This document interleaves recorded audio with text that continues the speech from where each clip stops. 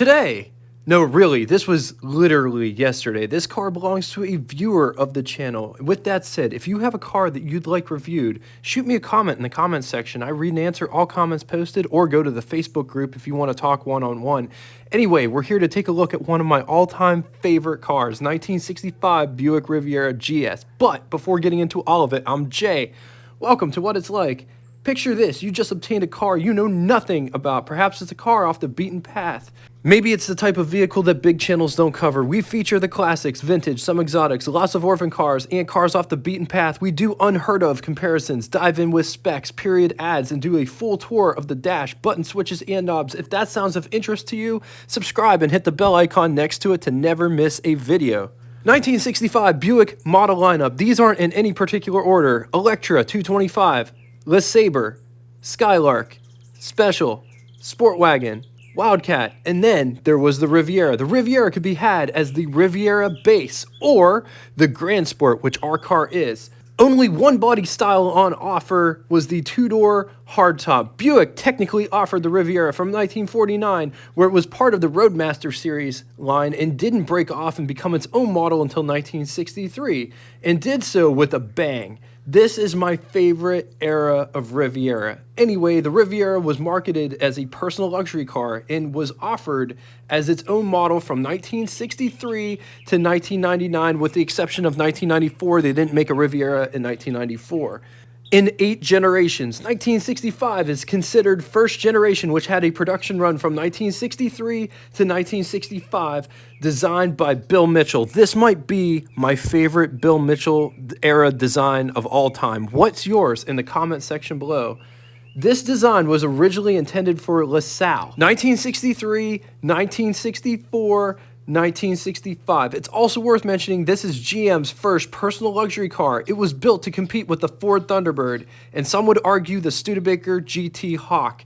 The Riviera was built on the E-body platform, which would be used later on the 66 Toronado and the 67 Eldorado. It's worth mentioning that the Toronado and Eldorado were both front-wheel drive, whereas the Buick Riviera was rear-wheel drive. So you're probably sitting there wondering, what's the biggest difference between the regular Riviera and the Riviera Grand Sport? The Grand Sport was a package option. It had a code of A9, which gave you a 425 cubic inch displacement nailhead V8, but with dual quads and posi traction. It's worth mentioning the standard Riviera could opt and get the 425, but you could not get dual quads. The only way to get dual quads was from the factory, of course. Somebody could add another carburetor, but you'd have to change the intake. But from the factory was to get the GS option.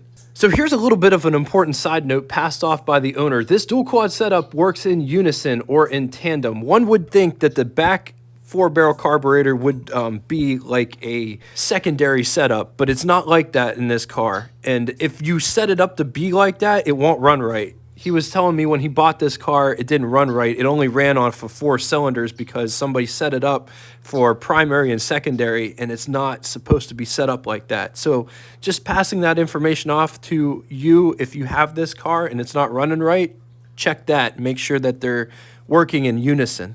Let's talk specs. 208 inches long, 76.3 inches wide, 53 inches tall. It rides a wheelbase of 117 inches.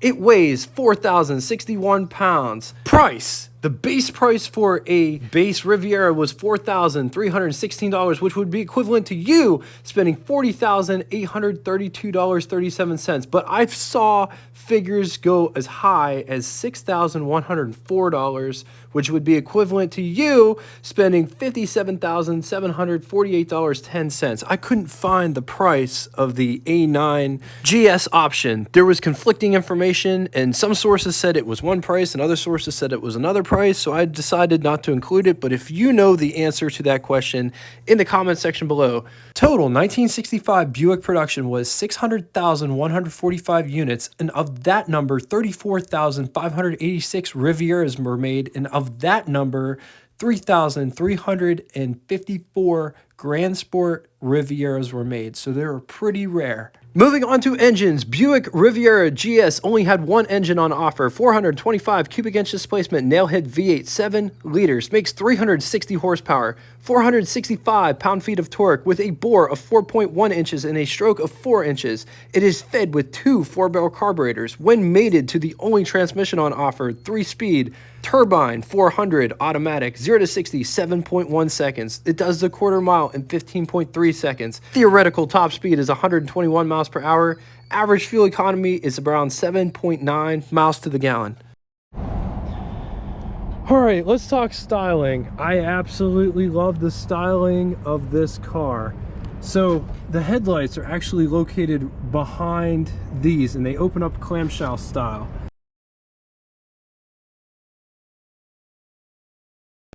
Check out this grille. It's a very menacing looking car. It has attitude without saying I have attitude. Just notice how it's designed. Top-down view. I absolutely love all of these lines. And notice how this is thicker up here and it tapers going towards the windshield. Also notice how these are scooped out on both sides. With the black color, you can definitely see the lines more. Coming down here, notice how this is all textured, this rocker panel, and how it comes up here, the chrome. Check out these wheels. The owner was telling me that this has aluminum thinned brakes with iron sleeves inside, and you can see the aluminum drums. It also has lock nuts. You need a special wrench to get these wheels off. There's a better look at what those drums look like.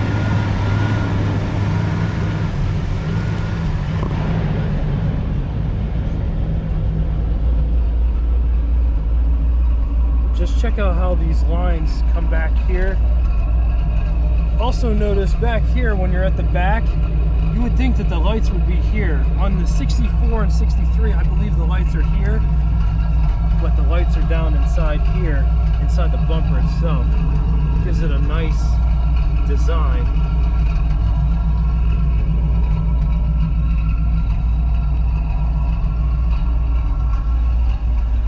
Just check out how this roof is designed.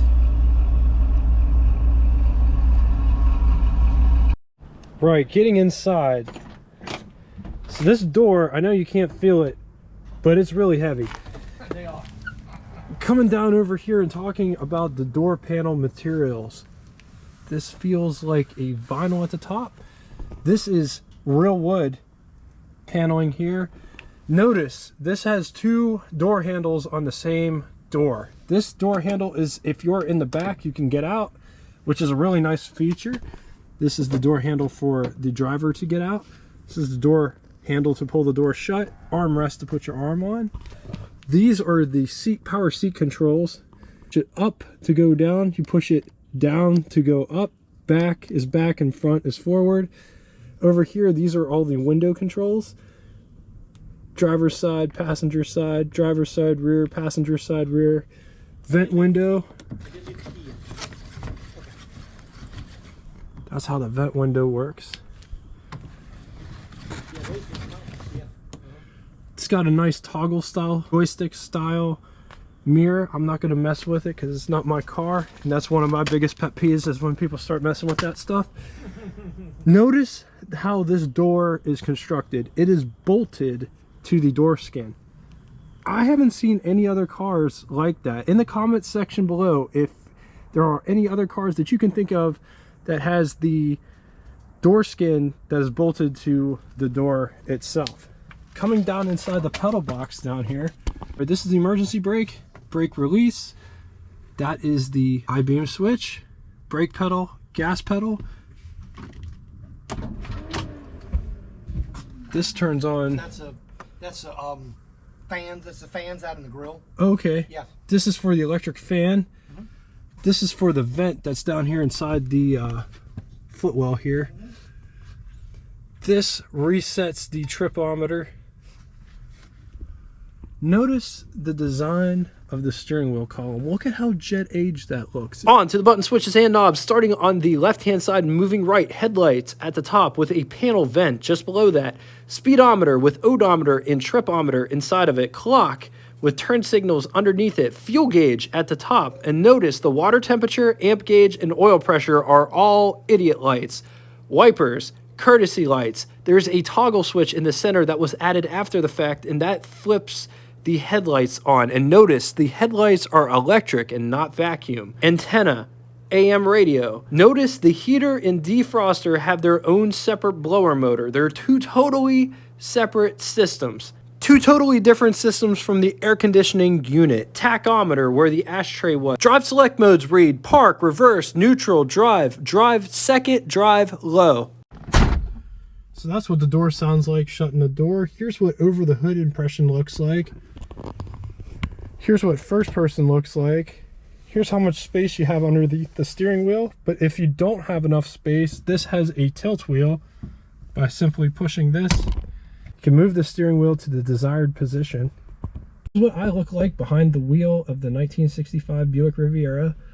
There's lots of headroom. These seats are super comfortable. They're one of the most comfortable 1960s seats that I've ever been in. If you've watching from home and you want to know what these seats feel like, think of the nicest leather couch that you've ever sat on. Go sit on it and go watch some TV, and that's what you feel like while you're sitting here. It's absolutely amazing. Up above, here's the sun visors. Here's my hand for reference.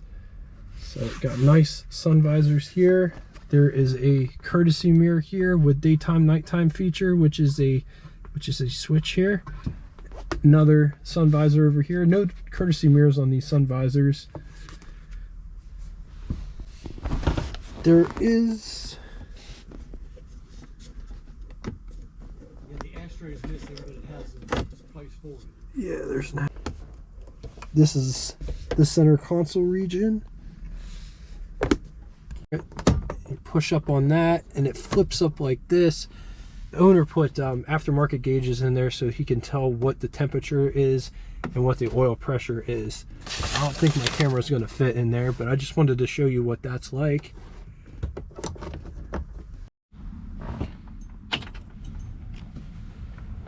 Here's how the windows operate. So there's driver's side. Driver's side rear goes down. Notice it doesn't go straight down, kind of angles down, pivots down.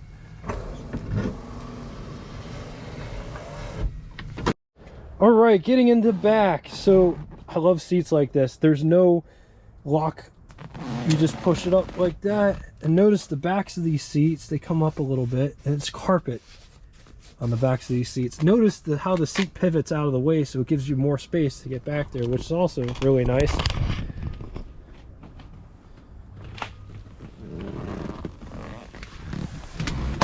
So if I sit up, I don't have as much headroom, but if I kneel down like this, I got more headroom, but I got less knee room. Here's my knee room situation. It's kind of negative, but that's okay. The seat back is really upright, as you can see back here, and the bench isn't nearly as wide as I thought it would be. A lot of these cars, this is a very narrow bench, but it's got creature comforts back here, such as nice armrest, the window button. The windows do go down.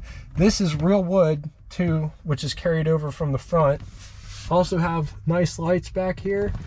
This is what the rear shelf region looks like. And that's what the rear visibility looks like going out the back.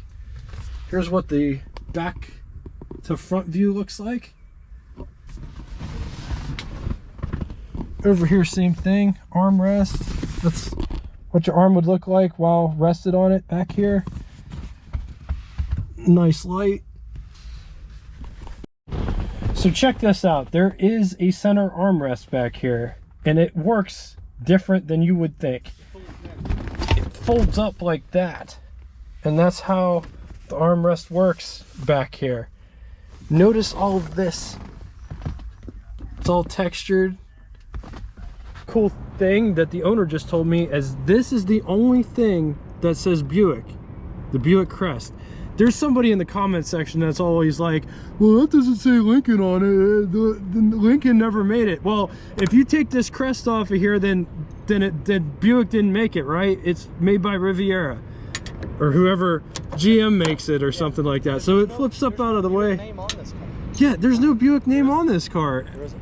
According, you know, the owner, and like I've looked everywhere and There isn't. see it says Riviera Grand Sport. So does that mean Riviera made it? No, there isn't. There is no Buick name on here. So I think it goes the other way, doesn't it? Yeah. oh, so these aren't reversible. No. And they just go in like that. In turn. Yep. Oh man, look at that. Yep. So check out this trunk. It's got this nice car cover. But that's what the trunk looks like. And it goes all the way back up inside there. It's a huge trunk.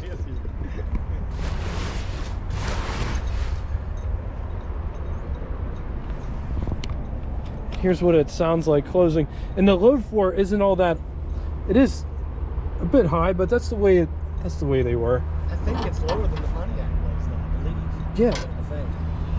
I know the opening is bigger on this car than the Pontiac. Definitely. Yeah.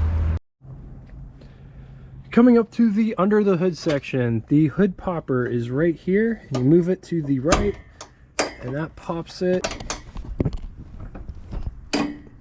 There isn't a secondary catch, it's just heavy. No, that one doesn't have a secondary. But just check out that engine. Notice with the Grand Sport you get dual quads, and that's what that looks like. Notice, look at how it says Buick on the valve covers, and notice the valve covers are vertical as opposed to usually they're at an angle. And real narrow too. Super narrow. This has an aftermarket air conditioning compressor, the alternator down below. Notice the 2-belt system. It's got 3-belt pulley on the water pump. It's got power steering. It's got power brakes with dual master cylinder, which is a pretty big deal because it's 1965. That wasn't original. Okay. It originally was a single master, so I changed it. I figured. I was like, that's a pretty big deal. Yeah. No, they were single master cylinder in 65. Yeah. Sweet.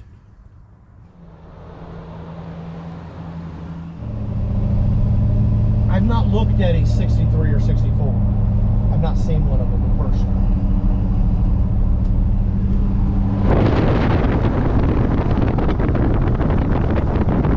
A huge first generation Riviera fan. But you see how the steering is different? Yes. Yeah. There's nothing wrong with it. It's just different than the GTO. Right. It has a different ratio. Right. So it feels different.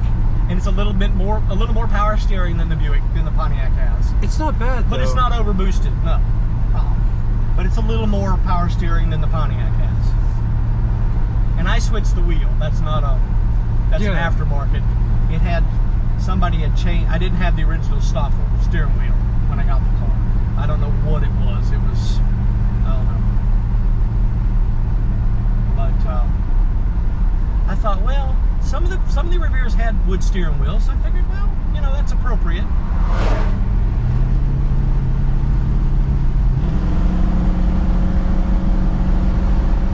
Can you hear the sound? It sounds amazing. Baker's Hot Rod is well deserved for this.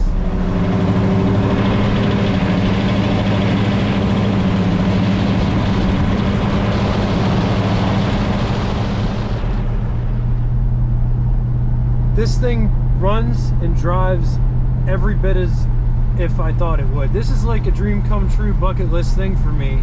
Okay, before we conclude, I want to give you my final thoughts on this car. I really sat down and thought about it last night, and this car is everything that I ever thought it would be and possibly more. Buick described this car as an iron fist and a velvet glove, and that is totally true. 0 to 60 was about 7.1 seconds. It actually felt faster than that. If you said 6.5, I would totally believe you. This car will haul some serious ass, and it feels like $1 million while doing it. The seats are so comfortable. It rides so smooth. This car is a bit on the big big side, but it doesn't feel big when you're driving it. I will say the pedal feel is a bit heavy because it's a linkage system as opposed to a cable system, which takes a little bit of getting used to, and nothing sounds like a good tuned nailhead. Deep throat sound. It's called the Banker's Hot Rod for a reason. What a day. On to the pros and cons. I'm getting all of the pros and cons from the complete book of collectible cars, Blue Chip Auto Investments, 70 years from 1930 to 2000 by Richard M. Langworth, and the auto editors of Consumer Guide.